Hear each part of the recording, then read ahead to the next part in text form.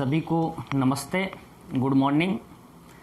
विद्या Bharati public senior secondary school के YouTube channel पर आप सभी का हार्दिक स्वागत है। डियर स्टूडेंट्स, हम बात कर रहे थे प्लांट फिजियोलॉजी की, पादप कार्यकी की, और उसी में हमारा जो अगला टॉपिक है वो आता है विसरण या डिफ्यूजन। तो सबसे पहले तो हम देखें कि जो पादप हैं उनके लिए जो हम विसरण पढ़ रहे हैं उसका क्या इंपॉर्टेंस है, या जो विसरण है वह क्या महत्व रखता है। तो हमने पीछे बात की थी परिवहन की। तो पादपों में जो विभिन्न प्रकार का परिवहन होता है, विभिन्न प्रकार के पदार्थों का, वह जो परिवहन की क्रिया है उसमें विसरण भी क्या होता है, सहायक होता है। और हमने पढ़ा था कि एक सक्रिय परिवहन होता है और एक निष्क्रिय परिवहन होता है। निष्क्रिय परिवहन के लिए किसी ऊर्जा की आवश्यकता नहीं होती है, और निष्क्रिय परिवहन में हमने बात की थी कि विसरण, और एक होता है सुसाध्य विसरण। दूसरा सक्रिय परिवहन पढ़ा था जिसमें ऊर्जा की क्या होती है, आवश्यकता होती है, और वहां निम्न सांद्रता से उच्च सांद्रता की तरफ पदार्थों का क्या होता है, परिवहन होता है। तो सबसे पहले हम बात करेंगे यहाँ विसरण की, बाद में समझेंगे कि विसरण है, सुसाध्य विसरण है और सक्रिय जो परिवहन है, इन तीनों में क्या अंतर होता है, किस किस प्रकार से इनमें पदार्थों का जो है परिवहन किया जाता है। तो सबसे पहले हम देखें विसरण क्या है। देखो, विसरण कहेंगे किसे, विभिन्न प्रकार के जो पदार्थ होते हैं या अणु होते हैं, परमाणु होते हैं, आयन होते हैं, उनका हम अपनी उच्च सांद्रता से निम्न सांद्रता की तरफ जाना क्या कहलाएगा, विसरण कहलाएगा। क्या कहलाएगा, विसरण। पदार्थों के अणुओं, परमाणुओं, आयनों का अपनी अधिक सांद्रता से कम सांद्रता की तरफ होने वाली जो गति है, उस गति को ही हम क्या कहेंगे, विसरण कहेंगे। और यहाँ जो पदार्थ हैं वो विसरित होते हैं, उनमें गतिज ऊर्जा के कारण, पदार्थों की जो गतिज ऊर्जा है, उस गतिज ऊर्जा के कारण जो पदार्थ हैं वो क्या होते हैं, विसरित होते हैं। और इनमें जो गति होगी वो कैसी होती है, अनियमित प्रकार की क्या पाई जाती है, गति पाई जाती है। जैसे यहाँ हम समझें कि विसरण उच्च सांद्रता से निम्न सांद्रता की तरफ किस प्रकार से हो रहा है। जैसे यहाँ कुछ अणुओं की बात करें हम, ये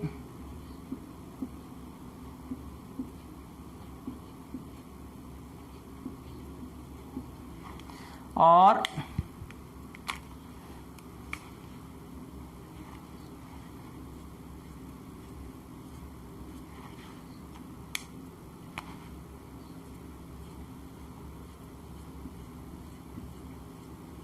यहाँ, तो यहाँ जो पदार्थ हैं वो अपनी उच्च सांद्रता से निम्न सांद्रता की तरफ क्या करेंगे, गति करेंगे। जैसे इन अणुओं की हम बात करें तो इन अणुओं की उच्च सांद्रता, इधर इन अणुओं की सांद्रता क्या है, ज्यादा, तो इनकी गति किधर होगी, इधर होगी।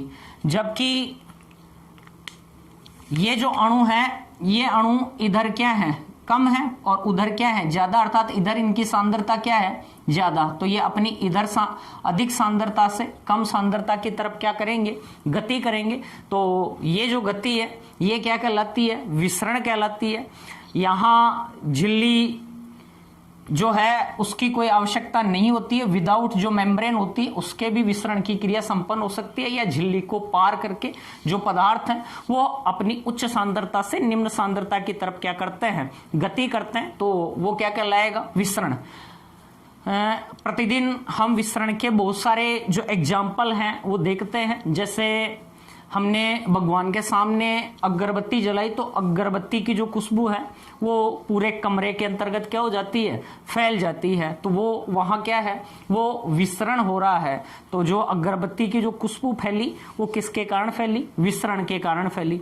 इसके अलावा हम देखते हैं जैसे मोगरा है, मोगरा का कोई पादप है, या चमेली या अन्य कोई पादप है जिनके जो फूल हैं उन वो क्या दे रहे हैं, खुशबू दे रहे हैं, सुगंध दे रहे हैं। तो रात्रि के समय इनकी स्मेल और भी अच्छी आती है। तो जब हम वहां से गुजरते हैं तो इनकी खुशबू चारों तरफ क्या हो जाती है, फैल जाती है। वो किसका कारण है, विसरण का कारण है। इसके अलावा भी हम विसरण के अन्य कारण देख सकते हैं। जैसे हम यहाँ बात करें कि एक गिलास के अंदर हमने टेबलेट को क्या कर दिया, डाला, टेबलेट को क्या किया, डाला, तो वो टेबलेट पूरे उस जल में क्या हो जाएगी, घुल जाएगी, विसरित हो जाएगी। तो वो एक प्रकार का क्या है, विसरण है। शर्करा है, उसको हमने जल में घोला तो वह पूरे जल में क्या हो गई, विसरित होगी। नींबू का पानी बनाते हैं तो वह एक विसरण की क्रिया को क्या कर रहा है, यहाँ प्रदर्शित कर रहा है। इसके अलावा हम देखें तो जैसे कल कारखानों से आदि से निकलने वाला जो धुआं है, चिमनी से जो भी धुआं निकलता है वो पूरे एनवायरमेंट में, वायु में क्या हो जाता है, फैल जाता है। तो वहां वह किसको प्रदर्शित कर रहा है, विसरण को प्रदर्शित कर रहा है। इसके अलावा हम देखें कि एक तरफ जैसे साफ स्वच्छ जल है, एक तरफ मधमेला कीचड़ युक्त क्या है, जल है। तो कीचड़ युक्त जो जल है उसकी सांद्रता अधिक है और वह साफ जल में क्या हो जाएगा, विसरित हो जाएगा। तो वहां उसका क्या हो रहा है, विसरण हो रहा है। इसके अलावा भी डे टू डे लाइफ में हमें बहुत सारे विसरण के उदाहरण देखने को मिलते हैं। जैसे यहां हम समझें अमोनिया है, अमोनिया, तो अमोनिया जो है वह, अमोनिया जो गैस है वह गैस वायु में क्या हो जाए, यदि विसरित हो जाए, वायु में क्या हो जाए, विसरित हो जाए, तो यह भी किसको प्रदर्शित कर रही है, विसरण को। तो गैस का किस में विसरण हुआ है, यहां गैस का किस में विसरण हुआ, गैस में विसरण हुआ। इसी प्रकार इत्र, परफ्यूम है, परफ्यूम की बोतल को हम खोल के कमरे में रख दें तो उसकी सुगंध पूरे कमरे में क्या हो जाएगी, फैल जाएगी। तो वो भी एक प्रकार का क्या है, विसरण है। इसके अलावा हम देखें यहाँ झाग, झाग जो बनते हैं वो भी किसके कारण, विसरण के कारण। जैसे गैस का द्रव में क्या होना, विसरण के कारण झाग का क्या होता है, निर्माण होता है।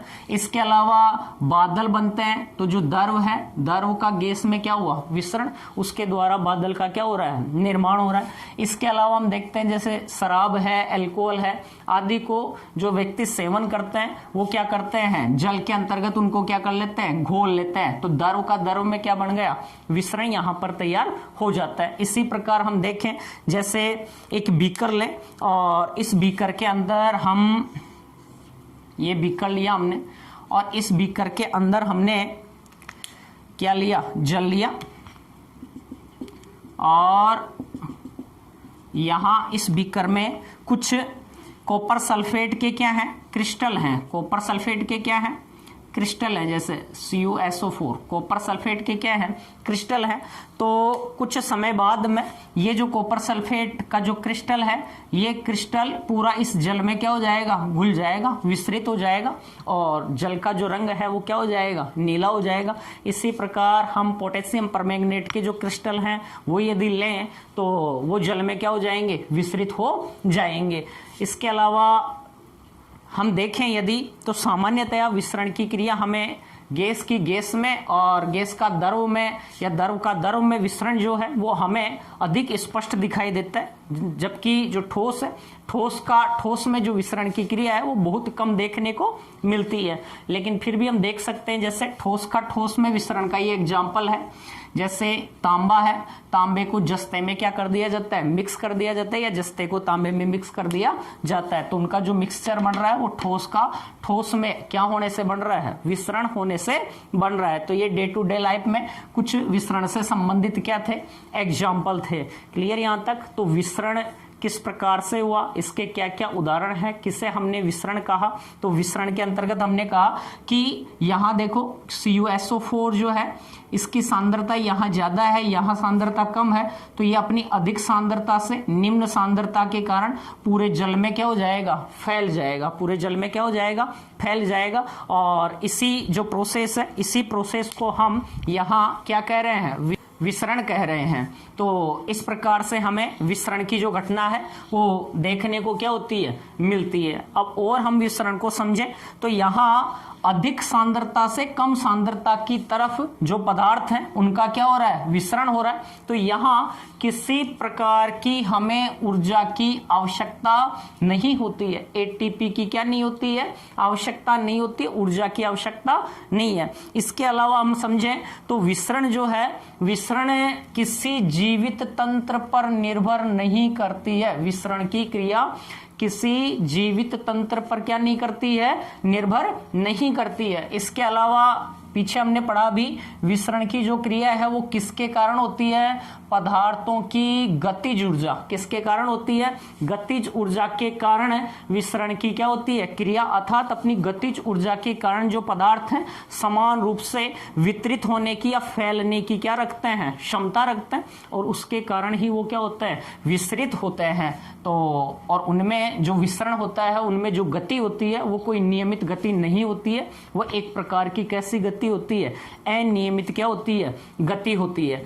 अब विसरण की जो क्रिया है वो कब तक होगी? विसरण की क्रिया है वो कब तक होगी? जैसे कॉपर सल्फेट के क्रिस्टलों को हम गोले तो ये कब तक इसमें क्या होंगे? विस्तृत होंगे, जब तक दोनों के अणुओं की जो गतिज ऊर्जा है वो क्या नहीं हो जाती है? समान नहीं हो जाती है। अर्थात जब तक ये साम्य अवस्था में नहीं आते हैं तब तक ये क्या होते रहेंगे? विस्तृत होते रहेंगे। तो हम समझे यहाँ विसरण की क्रिया, विसरण की क्रिया कब तक होगी? विसरण की क्रिया तब तक होती है जब तक गतिक संतुलन, जब तक क्या नहीं हो जाता? गतिक संतुलन स्थापित नहीं हो जाता। अर्थात एक पदार्थ के जो अणु हैं वो दूसरे पदार्थ में क्या हो रहे हैं? घुल रहे हैं। तो जब तक उनकी दोनों के अणुओं की गतिज ऊर्जा क्या नहीं हो जाती है? समान नहीं हो जाती है, तब तक उनका क्या होता रहेगा? विसरण होता रहेगा। अर्थात इस समय दोनों दिशाओं में गति समान होती है। जब इस साम्यावस्था या गतिक संतुलन स्थापित हो जाएगा तब दोनों जो अणु थे, दोनों प्रकार के जो पदार्थ के अणु हैं उनकी गति क्या हो जाएगी? समान। और समान होने के कारण इनकी सांद्रता क्या हो जाएगी? समान हो जाएगी, और विसरण की क्रिया यहाँ रुक जाएगी। अर्थात अणुओं का जो नेट विसरण है वो यहाँ क्या हो जाएगा? शून्य हो जाएगा। इसके आगे उनमें विस्तृत होने की जो क्षमता है वो नहीं होगी। हमने अभी बात की विसरण की जो दर है, विसरण की दर किसमें सबसे ज्यादा होती है? तो जो गैसेज होती हैं, गैस होती हैं, उनमें विसरण की दर सबसे ज्यादा होती है। उसके बाद में किसमें विसरण की दर सबसे ज्यादा होगी? द्रव में। उसके बाद में किसमें होगी? ठोस में। तो ये प्रश्न पूछ सकता है आपको, विसरण की जो दर है उसका क्या क्रम है? तो सबसे ज्यादा विसरण किसमें किसका होगा? गैसों का, फिर किसका होगा? द्रव का, फिर किसका होगा? ठोस का विसरण होगा। इसके आगे हम देखें तो किसी एक पदार्थ का विसरण दूसरे पदार्थ के विसरण से क्या होता है? स्वतंत्र होता है। अर्थात एक पदार्थ जो है दूसरे पदार्थ पर विसरण के लिए कोई प्रभाव नहीं डालते हैं। दोनों जो पदार्थ होते हैं वो स्वतंत्र रूप से क्या होते हैं? विसरित होते हैं। यहाँ पर आगे मोस्ट पॉइंट आता है, पादपों में विसरण अत्यंत ही महत्वपूर्ण है। पौधों के लिए हम विसरण पढ़ रहे हैं, अर्थात परिवहन की जो क्रिया होती है वो किसके द्वारा? विसरण के द्वारा।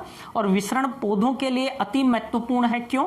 इसका एक कारण ये है कि पौधों में जो गैसों का विनिमय होता है, O2 और CO2 का जो आदान प्रदान होता है, उसका एकमात्र जो माध्यम है वो कौन है? विसरण है। कौन है? विसरण है। अर्थात विसरण की क्रिया यदि पौधों में नहीं होगी तो उनमें गैसों का क्या नहीं होगा? विनिमय की क्रिया क्या हो जाएगी? रुक जाएगी। O2 CO2 का जो विनिमय है वो वहां संपन्न नहीं होगा। तो क्लियर, यहां तक का कंप्लीट।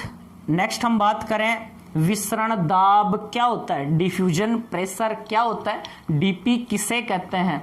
तो विसरित होते हुए जो पदार्थ हैं, जैसे ये यहाँ CuSO4 के जो क्रिस्टल हैं ये विसरित हो रहे थे, तो विसरित होते हुए अणु इस माध्यम में, जलीय माध्यम में क्या हो रहे हैं? विसरित हो रहे हैं। तो विसरित होते समय उस माध्यम पर ये जो अणु है, ये अणु एक क्या उत्पन्न करते हैं? दाब डालते हैं, और इस दाब को ही हम क्या कहते हैं? विसरण दाब। विसरित होते हुए अणु जिस माध्यम में विसरित होते हैं उस माध्यम के पदार्थों पर, अर्थात यहाँ जो जलीय माध्यम है इसके जो भी पदार्थ हैं जलीय माध्यम में, इन अणुओं द्वारा यहाँ एक क्या उत्पन्न किया जाएगा? दाब उत्पन्न किया जाएगा। और उस दाब को ही हम यहाँ क्या कह रहे हैं? विसरण क्या कह रहे हैं? दाब कह रहे हैं, जिसे डिफ्यूजन प्रेशर डीपी के रूप में हम क्या कर सकते हैं? व्यक्त कर सकते हैं। अब यहाँ हम देखें तो विसरण दाब जो है वो समानुपाती होता है विसरित पदार्थों की संख्या या सांद्रता के। जितनी विसरित होते हुए पदार्थों की संख्या होगी या सांद्रता होगी, विसरण दाब उतना ही क्या होगा? ज्यादा होगा। देखो यहाँ विसरण दाब विसरित होते हुए पदार्थों की संख्या या सांद्रता के क्या होता है? समानुपाती। जैसे हम एक सिलेंडर की बात करें तो जो सिलेंडर है उस सिलेंडर में जो गैस है उसको उच्च दाब के साथ, उच्च प्रेशर के साथ क्या किया जाता है, भरा जाता है।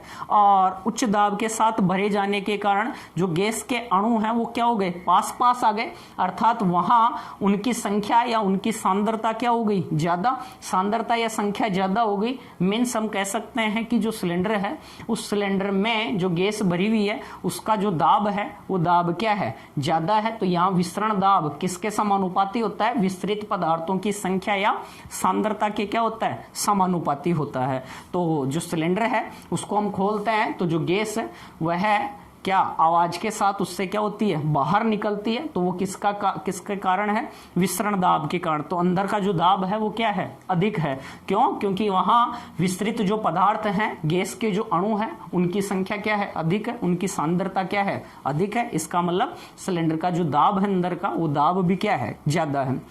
शुद्ध जल का विसरण दाब, जो प्योर वाटर होता है जिसमें कोई विलय पदार्थ घुला हुआ नहीं होता है, तो शुद्ध जल का जो विसरण दाब है वो सबसे क्या होता है, अधिक होता है, क्योंकि उसमें कोई विलय पदार्थ घुला हुआ नहीं है और जल के अणुओं की जो गतिज ऊर्जा है वो यहाँ क्या होगी, सर्वाधिक होगी। इसलिए शुद्ध जल का जो विसरण दाब है वो सबसे क्या होगा, ज्यादा होगा।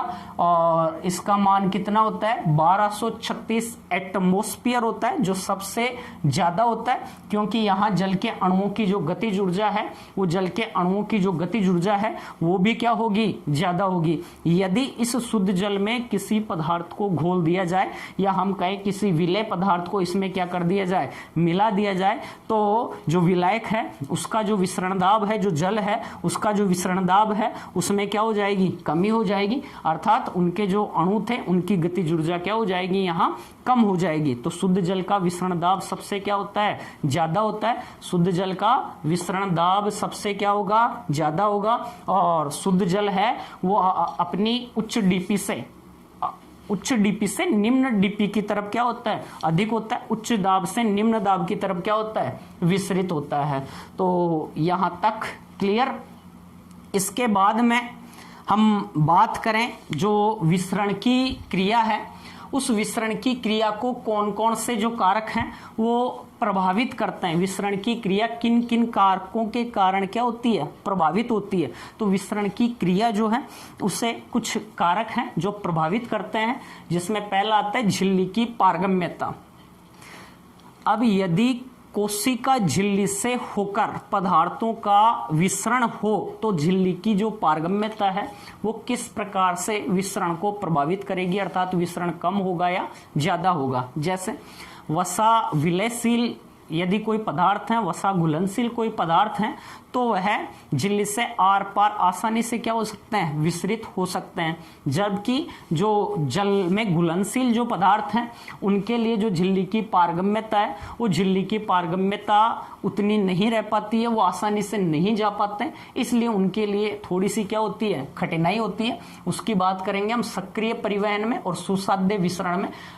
तो ऐसे जो पदार्थ होंगे वो किस प्रकार से जाएंगे, तो उनके लिए कुछ वाहक प्रोटीन्स होती हैं, कुछ चैनल प्रोटीन्स होती हैं जिनके द्वारा वो झिल्ली के पार जा सकते हैं।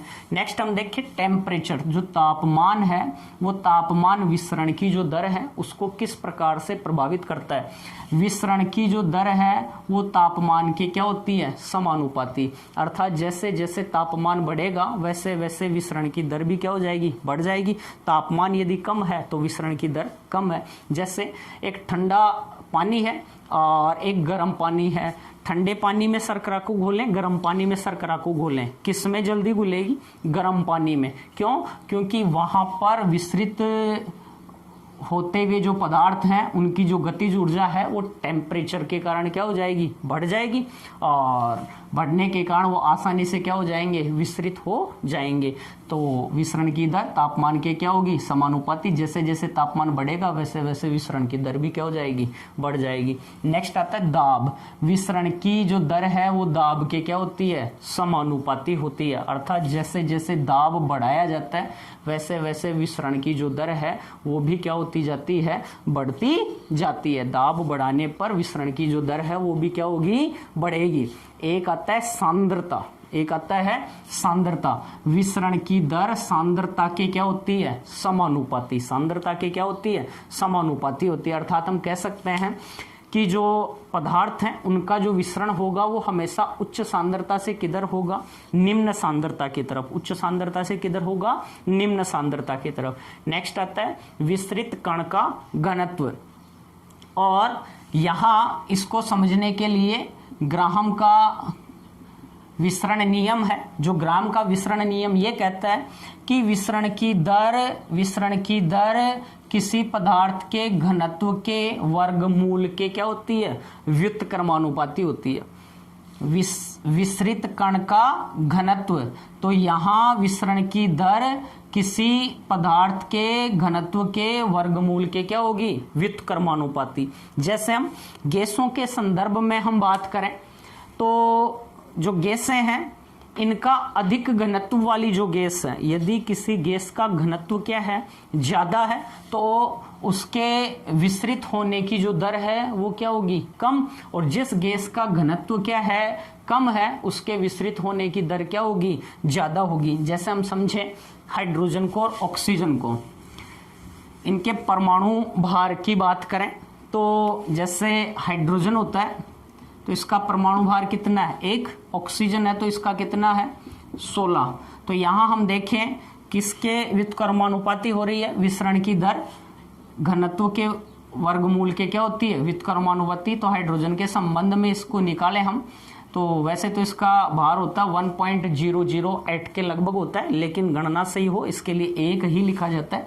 यहाँ हम 1/√1 तो इसको हल करें तो लगभग इसका मान अपन निकाल सकते हैं, भाई 1 के लगभग इसका क्या होगा? मान आएगा। यहाँ ऑक्सीजन का घनत्व ज्यादा है। ऑक्सीजन का घनत्व क्या है? ज्यादा। इसका परमाणु भार कितना है? 16 है। तो इसके संदर्भ में हम निकाले तो 1/√16 कितना आ जाएगा? 1/4। तो यहां हम ये कह सकते हैं, तो देखो इसके विसरित होने की दर 1 और इसके विसरित होने की दर 1 कितनी है? 4 है। तो हाइड्रोजन जो है ऑक्सीजन की तुलना में, या हम कहें जो ऑक्सीजन है वो हाइड्रोजन की तुलना में 1/4% ही क्या हो रही है? विसरित हो रही है, घुल रही है। या हम कहें कि 3/4 हाइड्रोजन जो है इसके विसरण की दर ऑक्सीजन से क्या है? ज्यादा है। ऑक्सीजन से क्या है? ज्यादा है। तो यहां घनत्व की बात करें तो जिस अधिक घनत्व वाली गैस का विसरण कम घनत्व वाली गैस की तुलना में क्या होता है? मंद होता है। तो अधिक घनत्व ऑक्सीजन का अधिक घनत्व है, हाइड्रोजन का घनत्व क्या है? कम है। लेकिन यहाँ इसके विसरित होने की दर ज्यादा है, इसके विसरित होने की दर क्या है? कम है। क्लियर है यहाँ पर? तो घनत्व जो है वह विसरण की दर को क्या करेगा? प्रभावित करेगा। यहाँ ग्राहम के विसरण नियम को देखें तो विसरण की दर किसी पदार्थ के घनत्व के वर्गमूल के क्या होगी? व्युत्क्रमानुपाती। अर्थात घनत्व यदि ज्यादा है तो विसरण कम है, घनत्व कम है तो उसका विसरण क्या होगा? ज्यादा होगा। नेक्स्ट हम देखें विलेय की घुलनशीलता। विलेय की घुलनशीलता से मतलब यह है कि किसी पदार्थ के घुलने की क्षमता, किसी पदार्थ के घुलने की क्षमता। तो किसी पदार्थ के घुलने की क्षमता यदि क्या है?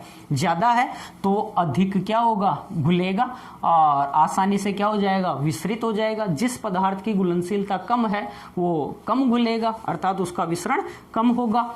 नेक्स्ट हम देखें माध्यम, मीडियम क्या है? जिस माध्यम में बाह्य कण ज्यादा होंगे उसमें विसरण क्या हो जाएगा? कम हो जाएगा। पहले से यदि किसी माध्यम में बाह्य कण हैं, पहले से यदि किसी माध्यम में बाह्य कण हैं तो उनमें विसरण की दर क्या हो जाएगी? कम हो जाएगी। जैसे यहां हम समझ सकते हैं कि जो गैस है, गैस वह वायु की तुलना में निर्वात में जहां कुछ भी नहीं है, तो यहाँ वायु में तो पहले से उपस्थित क्या है? कण है। किसी माध्यम में बाह्य कण, यदि बाह्य कण पहले से हैं अर्थात वायु में बाह्य कण पहले से हैं जबकि निर्वात में कोई बाह्य कण नहीं है, तो जिस माध्यम में कोई बाह्य कण नहीं है वहां विसरण क्या होगा? अधिक होगा। पहले से बाह्य कण है तो वहां विसरण क्या होगा? कम होगा। नेक्स्ट अपना आता है टॉपिक माध्यम का घनत्व। माध्यम का घनत्व, विसरण की दर माध्यम के घनत्व के क्या होती है? व्युत्क्रमानुपाती होती है। अर्थात जिस पदार्थ का घनत्व ज्यादा होगा उसका विसरण क्या होगा, कम होगा। जिस पदार्थ का घनत्व ज्यादा होगा उसका विसरण कम होगा, जिसका घनत्व कम है उसका विसरण क्या होगा, ज्यादा होगा। जैसे ठोस है, इसका घनत्व ज्यादा है तो ठोस का विसरण कम होता है, फिर द्रव का और फिर गैस का। यहाँ पर तो हम देखें घनत्व के आधार पर पदार्थों का क्रम, तो घनत्व के आधार पर पदार्थों का क्रम, ठोस का घनत्व ज्यादा है, फिर द्रव का और फिर किसका है, गैस का।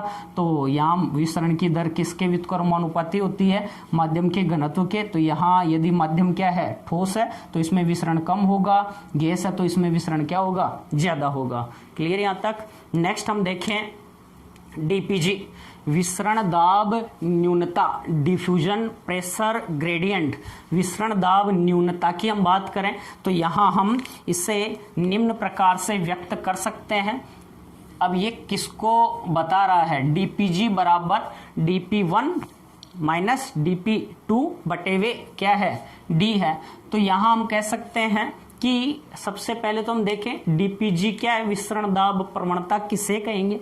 दो विस्तृत होने वाले पदार्थों के विसरण दाब में, दो विस्तृत होने वाले कोई क्या है, पदार्थ हैं, उनके विसरण दाब में क्या अंतर, उनके विसरण दाब में क्या होना, अंतर। जैसे ये एक क्या है, बीकर है,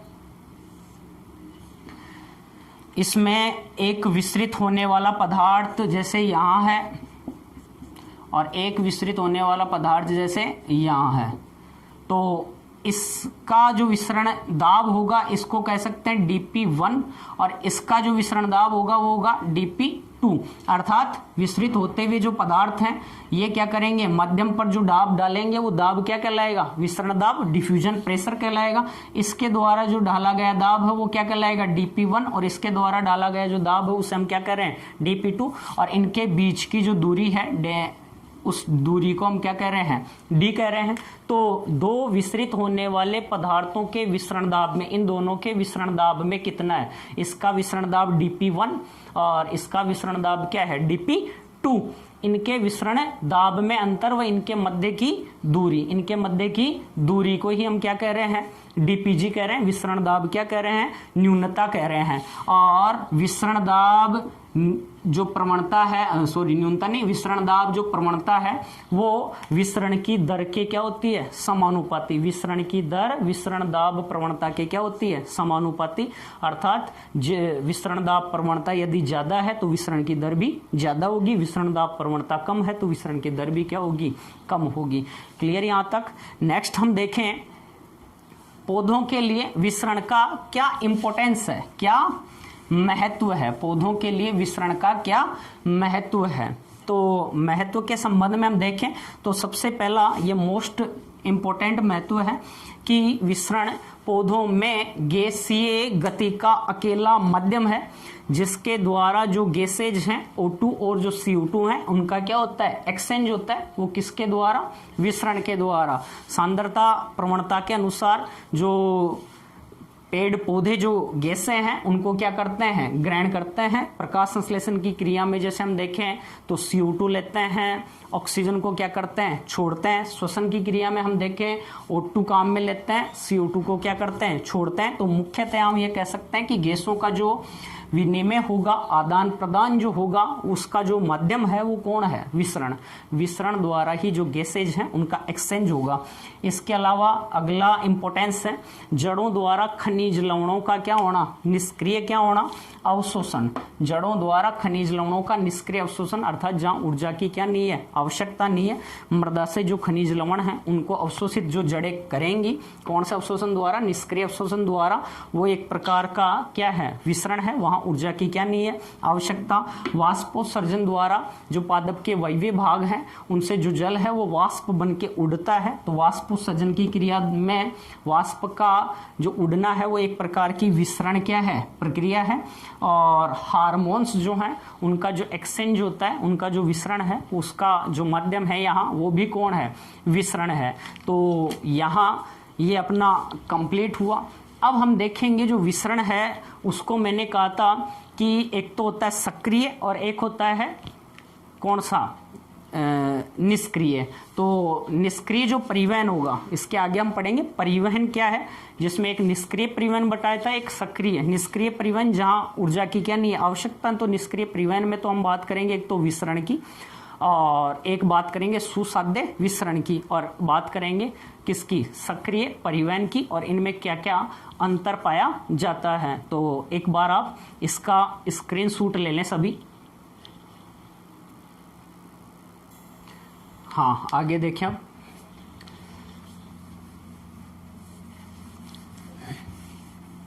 पादपों में जो परिवहन है वो परिवहन किसके द्वारा, जैसे विसरण जो है वो विसरण परिवहन में क्या होता है, सहायक होता है। तो हमने पीछे बात की थी परिवहन की।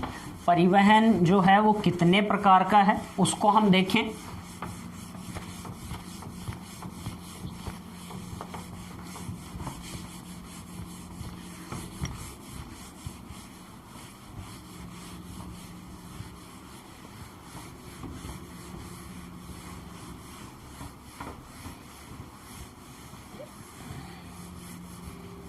ध्यान दीजिए,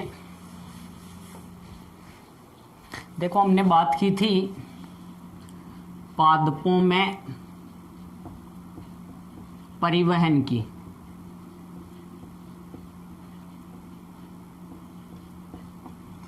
और यहां पढ़ा था जो विभिन्न प्रकार के पदार्थ हैं, जल है, खनिज लवण है, कार्बनिक पोषण हैं, इसके अलावा पादप जो हार्मोन्स हैं इनका परिवहन होता है। और ये कितने प्रकार से होता है, दो प्रकार से। एक था निष्क्रिय परिवहन और एक था सक्रिय परिवहन। निष्क्रिय परिवहन के अंतर्गत एक तो था सामान्य विसरण और एक है सुसाध्य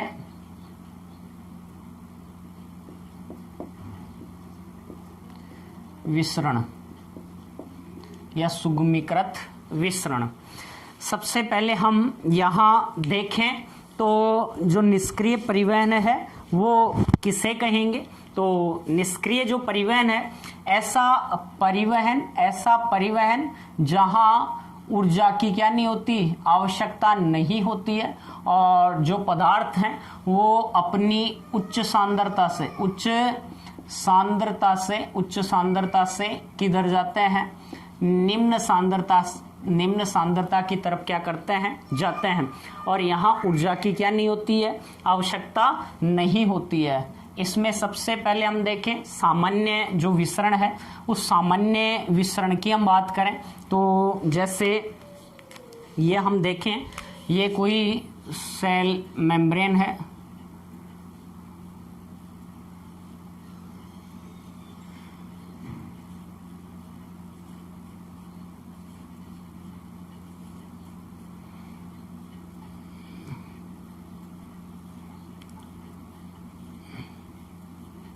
कोशिका झिल्ली,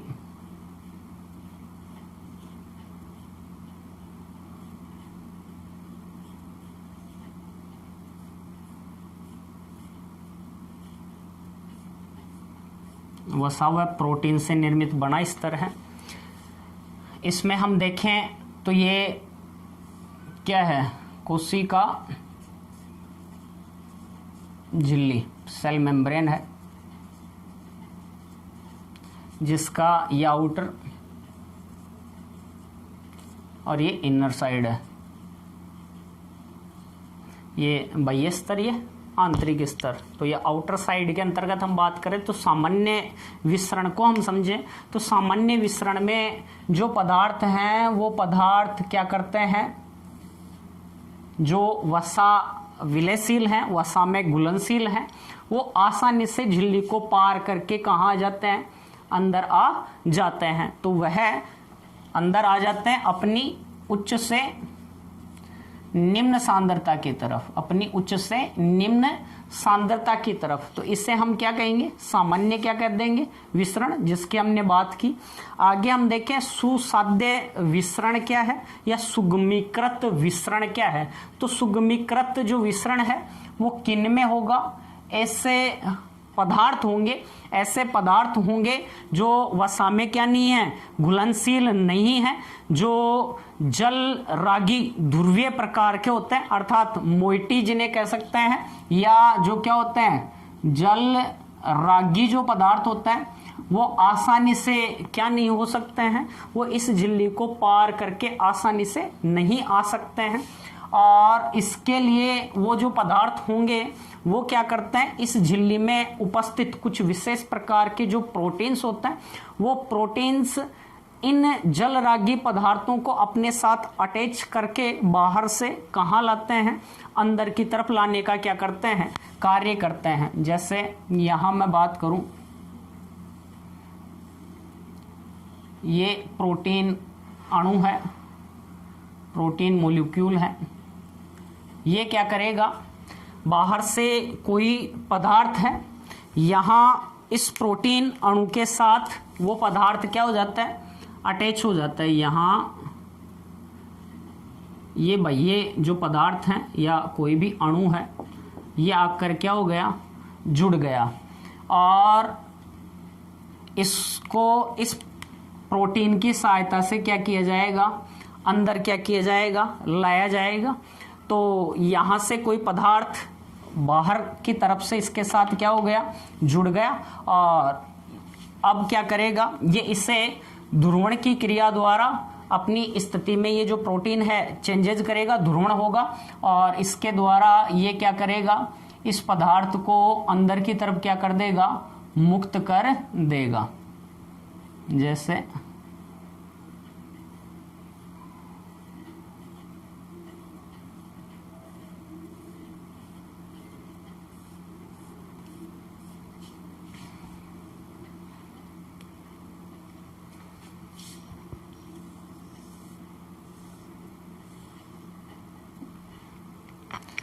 यहां से इसने इस पदार्थ को अंदर क्या कर दिया, मुक्त कर दिया। कोशिका झिल्ली के कहा, अंदर की तरफ अपने आप में ध्रुवण की क्या की, इसने क्रिया प्रदर्शित की, और अपने आप में ध्रुवण की क्रिया के दौरान यह जो प्रोटीन है, यह प्रोटीन क्या करता है, ये जो अणु है इस अणु को अंदर की क्या तरफ क्या कर देता है, मुक्त कर देता है। तो यहाँ कुछ वाहक क्या है, प्रोटीन है, वाहक क्या है, प्रोटीन, वाहक प्रोटीन भाग लेते हैं किसमें, सुसाध्य विसरण की क्रिया में। उन वाहक जो प्रोटीन है, उन वाहक प्रोटीन्स के द्वारा जो बाह्य पदार्थ हैं, अणु आयंस हैं, उनको अपने साथ जोड़कर अंदर की तरफ क्या किया जाता है, लाया जाता है।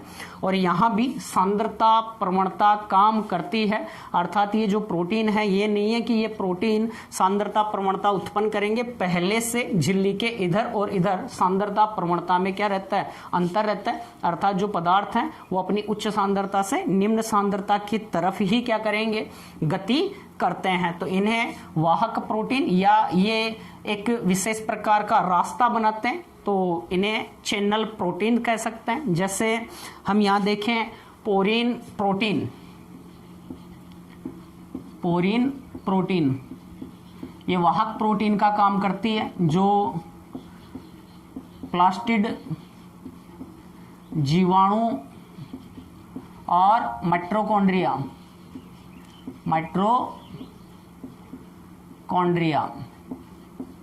की जो झिल्ली है उसमें विशिष्ट प्रकार के पोरीन प्रोटीन पाए जाते हैं, जो विभिन्न प्रकार के पदार्थों के स्थानांतरण में क्या होते हैं, सहायक होते हैं। किस किस में उपस्थित हैं, प्लास्टिड जीवाणु, माइटोकॉन्ड्रिया आदि में विशेष प्रकार के कुछ क्या पाए जाते हैं, पोरीन प्रोटीन। यहाँ किसी ऊर्जा की आवश्यकता नहीं है, यहाँ किसी एटीपी की आवश्यकता नहीं है, और जो पदार्थ हैं वो अपनी अधिक सांद्रता से या अणु जो है अपनी अधिक सांद्रता से झिल्ली को पार करके वाहक प्रोटीन द्वारा उच्च सांद्रता से निम्न सांद्रता की तरफ क्या होते हैं, आते हैं। तो यहाँ क्या हो रहा है, यहाँ ऊर्जा को काम में नहीं लिया जा रहा, किसी प्रकार की एटीपी की क्या नहीं पड़ती है, आवश्यकता नहीं पड़ती है। क्लियर?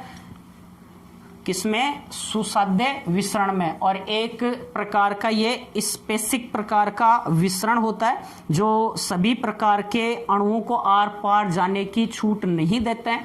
कुछ विशेष प्रकार के अणुओं को ही ये जो प्रोटीन है ये अपने साथ क्या करते हैं, जोड़ते हैं और उन्हीं को अंदर झिल्ली के अंदर जाने की क्रिया में सहायता प्रदान करते हैं। तो स्पेसिक होते हैं, विशिष्ट प्रकार के अणु आयंस आदि को ही ये अपने साथ जोड़ेंगे और जिसको बाइंड कर सकते हैं उसी को जोड़कर झिल्ली के दूसरी पार स्थानांतरित करने का क्या करेंगे, कार्य करेंगे। यहाँ ऊर्जा की आवश्यकता नहीं होती है, यहाँ भी सांद्रता प्रवणता होनी चाहिए, अर्थात उच्च सांद्रता से निम्न सांद्रता की तरफ ही पदार्थ क्या होंगे, स्थानांतरित होंगे। यहाँ वाहक प्रोटीन कोई सांद्रता उत्पन्न करने का काम नहीं करते हैं, पहले से सांद्रता प्रवणता में क्या होना चाहिए, अंतर यहाँ पर होना चाहिए। ऊर्जा की यहाँ कोई आवश्यकता नहीं होती है। तो क्लियर? यहाँ झिल्ली में उपस्थित जो प्रोटीन है वही क्या कर रहे हैं, रास्ता बनाने का क्या कर रहे हैं, कार्य करते हैं। तो वो चैनल प्रोटीन के समान भी क्या कर सकते हैं, यहाँ कार्य कर सकते हैं। इसके अलावा यहीं पर हम देखें एक्वापोरिन विशिष्ट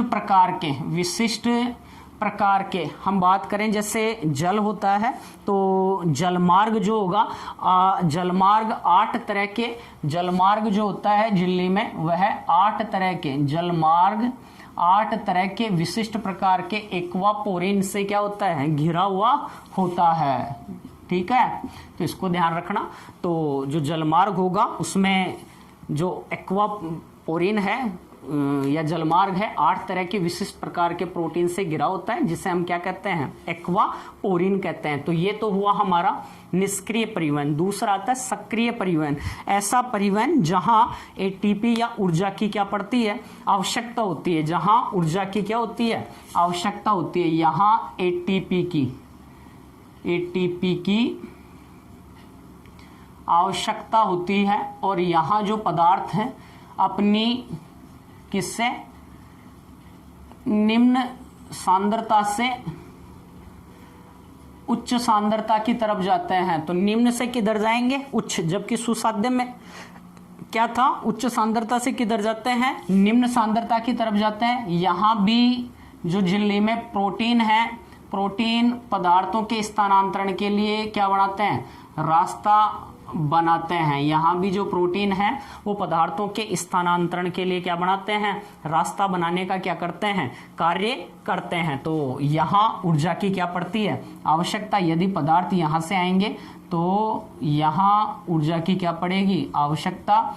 एक एटीपी जैसे काम में आया तो एडीपी और अकार्बनिक फास्फेट में क्या हो जाता है, टूट जाता है। यहाँ जो ऊर्जा मुक्त होती है उस ऊर्जा का उपयोग करते हुए ही यहाँ जो पदार्थ है, विभिन्न प्रकार के अणु हैं, ये जो प्रोटीन्स हैं, इन प्रोटीन्स के द्वारा क्या होते हैं, झिल्ली के अंदर आते हैं। और यहाँ भी जो सांद्रता प्रवणता है वो पहले से उपस्थित होनी चाहिए। यह जो है यह भी स्पेसिक होता है। और यहाँ जो पदार्थ हैं, अणु हैं, वो अपनी किससे, निम्न से किस में जाएंगे, उच्च सांद्रता की तरफ क्या किए जाते हैं, विस्तृत किए जाते हैं। अब आगे हम देखें तो ये जो हम बात की हमने किसकी, विसरण की, सुसाध्य विसरण की और सक्रिय परिवहन की। इन तीनों के अंतर्गत किस प्रकार का जो अंतर है वो हमें यहाँ देखने को मिलता है। तो इसकी हम बात करें,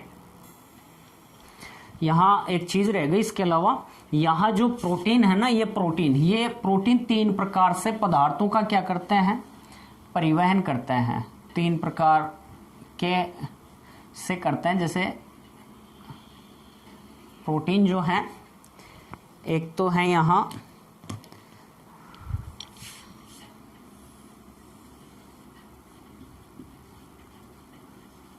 सिम्पोर्ट, एक होते हैं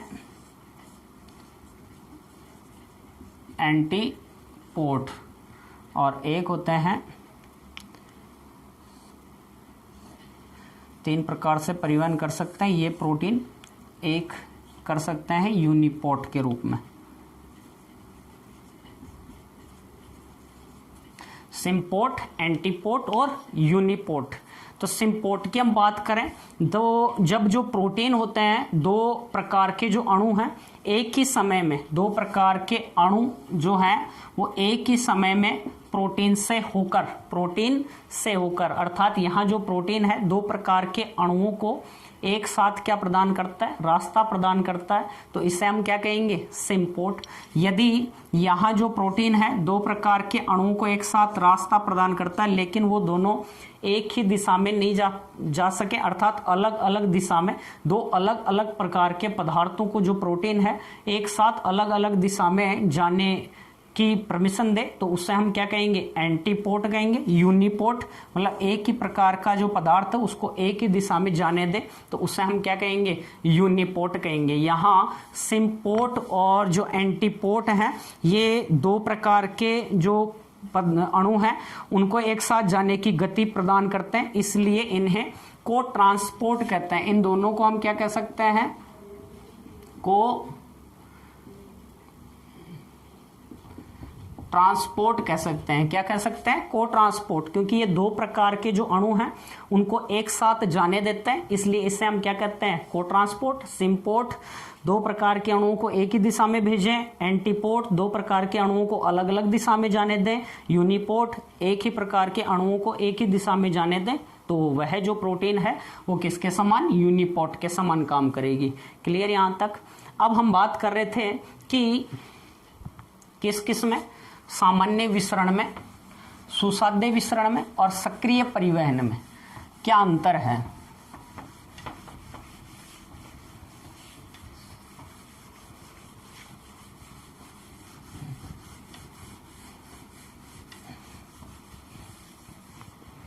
देखो पहला आता है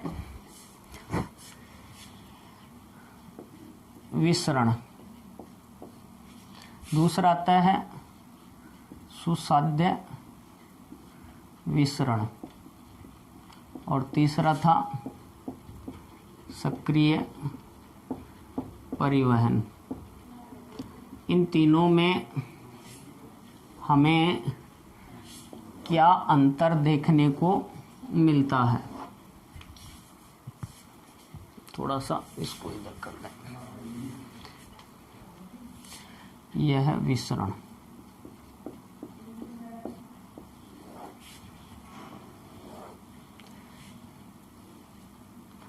फर्स्ट करैक्टर हम देखें तो जो सुसाध्य प्रकार का जो विसरण हो रहा है उस विसरण में विशिष्ट झिल्ली का प्रोटीन चाहिए या नहीं चाहिए, विशिष्ट झिल्ली का प्रोटीन। देखो विसरण में कोई विशिष्ट झिल्ली का प्रोटीन की आवश्यकता होती है क्या, नहीं होती, जबकि यहाँ विशिष्ट झिल्ली का प्रोटीन की आवश्यकता होती है और यहाँ भी विशिष्ट झिल्ली का प्रोटीन की आवश्यकता नहीं होती है। नेक्स्ट हम देखें ऊर्जा या एटीपी। ऊर्जा या एटीपी जो है उसकी आवश्यकता होती है या नहीं होती है, तो इसमें देखें हम तो ऊर्जा की आवश्यकता यहाँ नहीं होती है और सुसाध्य विसरण में भी ऊर्जा की आवश्यकता नहीं होती है और यहाँ ऊर्जा की आवश्यकता होती है, तो यहाँ ऊर्जा की क्या होती है, आवश्यकता होती है। नेक्स्ट हम तीसरा करैक्टर इसका देखें तो परिवहन संतृप्ति। यहाँ एक चीज हमने पीछे छोड़ दी थी, परिवहन संतृप्ति। परिवहन संतृप्ति से तात्पर्य है कि अधिकतम कितने पदार्थों का यहाँ जो परिवहन है उसका संतृप्ति स्तर अधिकतम स्तर पर कब पहुंच जाएगा। तो जो झिल्ली में जो प्रोटीन थे जो रास्ता प्रदान कर रहे थे, अणुओं से अटैच हो रहे थे, यदि वो सभी के साथ क्या हो जाएं, जुड़ जाएं, तो संतृप्ति स्तर क्या हो जाएगा, अधिकतम हो जाएगा। तो यहाँ कोई परिवहन संतृप्ति स्तर नहीं होता है, यहाँ परिवहन संतृप्ति स्तर होता है और यहाँ भी परिवहन संतृप्ति स्तर क्या होता है, हमें देखने को मिलता है। तो इस प्रकार से यहाँ परिवहन संतृप्ति स्तर हमें देखने को मिलता है। इसके अलावा एक आता है शिखरोपरिक या शिखरोपरिक परिवहन। जिसे कह सकते हैं अपहिल परिवहन। देखो सिक्रोपरिक परिवहन से मतलब है निम्न सांद्रता से उच्च सांद्रता की तरफ पदार्थों का जाना, क्या कहलाएगा? अपहिल ट्रांसपोर्टेशन कहलाएगा।